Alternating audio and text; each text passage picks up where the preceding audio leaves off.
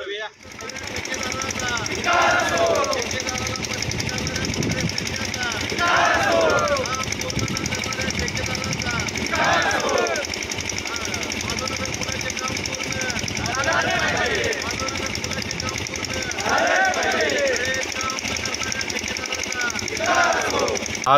भारतीय जनता पार्टीच्या सर्व पदाधिकाऱ्यांच्या वतीनं आम्ही इथं सर्वजण पुलाची पाहणी केली, माधवनगर रेल्वे पुलाची।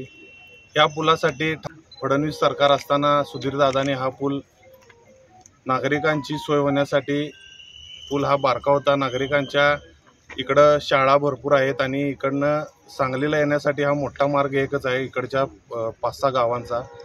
म्हणजे तासगावपासून बघितलं तर सगळ्या गावांचा हाच मार्ग आहे येण्या जाण्याचा। आणि ती जी क्षमता नागरिकांची या जायची बघता सुधीरदादांनी तत्परतेनं हा पूल मंजूर करून घेतला, काम चालू केलं।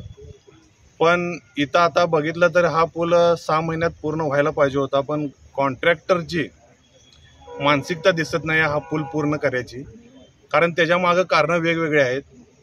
कॉन्ट्रॅक्टर हा तुम्हाला आज मी त्याच्यावर आरोपच करतो की कॉन्ट्रॅक्टर हा एका काँग्रेसच्या नेत्याचा जावई आहे आणि मुद्दामून आमच्या कार्यसम्राट आमदारांना बदनाम करण्यासाठी हा त्यांचा घाट चाललाय, षडयंत्र चाललंय। हे सगळं आमच्या लक्षात आल्यावरच आम्ही इथं आलोय। आम्ही या कामाच्या बाबतीत बघितलं तर आमचे आमदार रोजच्या रोज फॉलोअपमध्ये आहेत। ह्याचं कॉन्ट्रॅक्टर कारणं दरवेळी काल आमच्याच काही सहकार्याने आंदोलन केलं, श्राद्ध आंदोलन। पण काय आहे, कॉन्ट्रॅक्टर सगळ्यांची दिशाभूल करते, आमचे पैसे मिळाले नाहीत, हे मिळाले नाही ते। पण काल आम्ही पूर्ण माहिती घेतली त्याची आकडेवारीसहित। काम चालू झाल्यापासून काम जसं प्रगतीपथावर आहे, जसं जसं तो बिल जमा करेल तसं तसं त्याचे सगळे देयक प्रशासनानं वेळोवेळी दिलेले आहेत। ह्याच्यामागे एकच राजकारण चालू आहे की आमच्या आमदारांना बदनाम करण्याचं काम चालू आहे। आम्ही भारतीय जनता पार्टीचे युवा कार्यकर्ते असू देत, आमची सगळे बॉडीचे सगळ्या पदाधिकारी असे कोणीसुद्धा शांत बसणार नाही।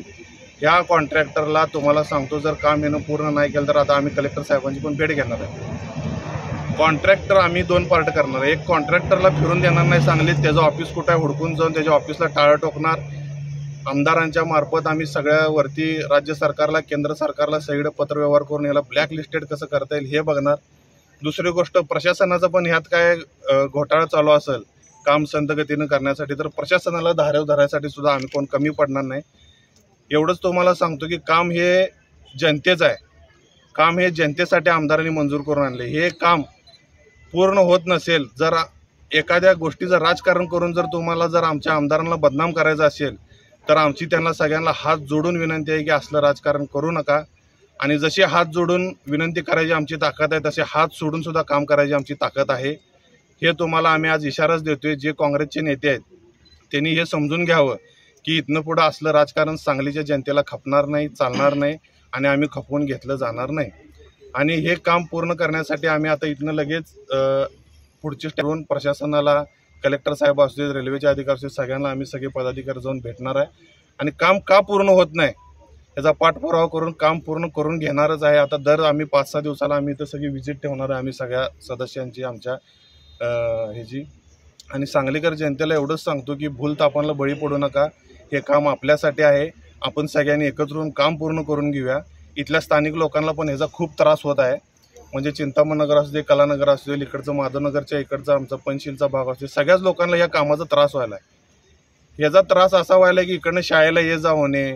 आता एक समजा पंचशीलनगरमध्ये काय प्रकार घडला इकडच्या बाजूला तर इकडे यायचं अवघड व्हायला लागले की असे सगळे प्रकार घडायला लागल्यात। हे सगळे थांबवण्यासाठी आम्ही सगळेजण आज रस्त्यावर उतरले आणि आम्ही जर असे इशारे असले तर आम्ही मागच्या वेळी पुलाच्या बाबतीत तुम्ही बघितलं एअरविनच्या, आम्ही रस्त्यावर उतरून काम करणारे माणसं आणि ह्या पुलासाठी सुद्धा आम्ही रस्त्यावर उतरू, नागरिकांचे प्रश्न सोडवू आणि पुलाचे काम मागं लागून पूर्ण करून घेऊ।